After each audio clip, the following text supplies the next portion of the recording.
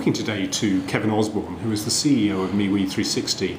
Kevin, how come you started MeWe360? It's a bit of a long-winded story, but I'll cut it short. About 15 years ago, I set up a not-for-profit music industry training program for young people who had either dropped out of school or were unemployed or had been involved in crime in some way. And this was in North London? That's right. It was in. We were based in a studio in Chalk Farm. And, you know, long story short is that the project was really hugely successful in developing these young people. We hothoused 10 of them, and 2 of them have turned out to be millionaires, including an actor called Plan B and a guy called Phaser from N-Dubs. And another 2 we suspect are millionaires, but we can't necessarily prove it. But all of them went on to quite successful careers. All did well. Exactly. That was the kind of, so it was this whole thing was this untapped talent was absolutely out there if it could be kind of developed over time. Now, to develop something over time, because it took us up to 6 years to develop some of these young people, you needed long-term funding. And of course, as a new kind of and small charity, getting long-term funding, especially, you know, then and now actually is the bane of every kind of small charity's, you know, kind of existence. So the long and short of the story was that we couldn't sustain the project. And the other issue is that we couldn't participate in the success of the financial success of the people we were working with, because as a not-for-profit organisation, there was a conflict of interest there. So my question was, well, how can I, if the talent's out there, how can I make something that's sustainable, that allows us to develop the talent, there's a need there, and allows us to keep the organisation going. So how did you overcome the funding problem? Well, basically, I had to wait 5 years, because at the time, there was absolutely no model, there was no legal framework that would allow us to do that. And so it just seemed like a project that was way ahead of its time, and I needed to wait for the conditions to be right and you know, certain things to be in place before I could do it.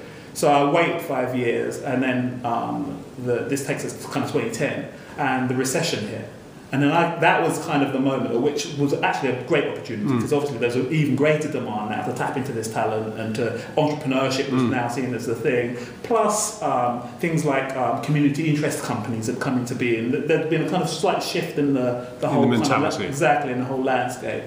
So I then kind of quit the day job, decided that I wanted to set up MeWe360, and went looking for funding. And within 18 months, I've managed to find the £2 million plus that I needed in order to get the project running. And Ingenious Media were one of our backers. The Arts Council on the other side were the other backer, and also we had small bits of funding from Esme Fairbairn Foundation. And so that meant we could get up and running, basically. And essentially, you're running an incubator unit. Yeah, I mean, what we launched back in June 2012. We've now got 80 members from right across the creative industries, music, film, fashion, design are kind of the main areas that we kind of support at the moment. But anybody within the wider creative industries will do as well. And we give them pretty much any support that they're looking for. So we call ourselves an incubator simply because it's the language that everybody understands.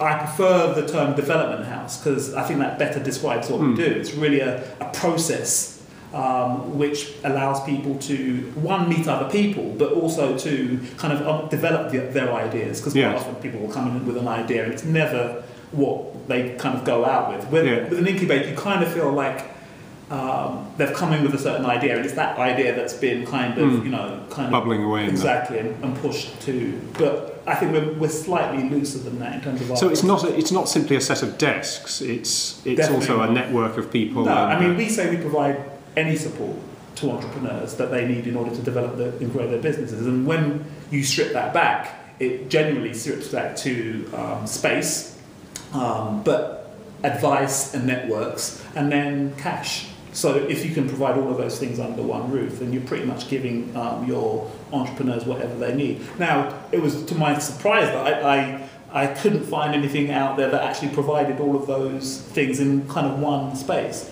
But what I haven't said is that we also work particularly with Black and Asian entrepreneurs and what we call untapped talent. So it's Black and Asian entrepreneurs, it's mums, it's people from working class backgrounds who typically wouldn't have access to high quality workspace. We're based here in Golden Square. So your members are quite diverse, including kind of Afro-Caribbean, Nigerian, Definitely. Asian. I mean, if you look at, I mean, I can send you Yeah. some images. Yeah. It's right across the spectrum, and about, I would say, 70% or so of our members from Black and Asian communities, and the rest, yeah. You've got a private and a public arm. How does that work? Yeah, so the way the whole thing has been brought together is because of the breadth of what we're doing. We had to, there was there's no way we could kind of constitute the company in a way that would allow us to do all of those things under one umbrella.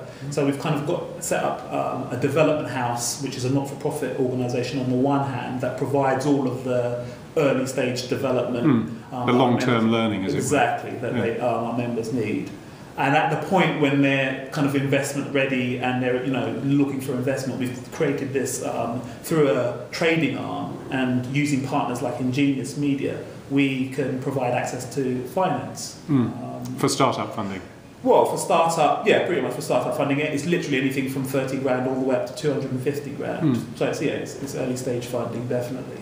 But we share in the in the success. And that was kind of the difference between this model and the one that didn't work, kind of 10 years before. And so we're able to feed back some of that money into the development house to support, the next crop of entrepreneurs. And then reduce our reliance on grant funding, because the development house initially gets some grant funding, but we're looking to edge that back over time, because we know, as governments change, as policies change, will disappear.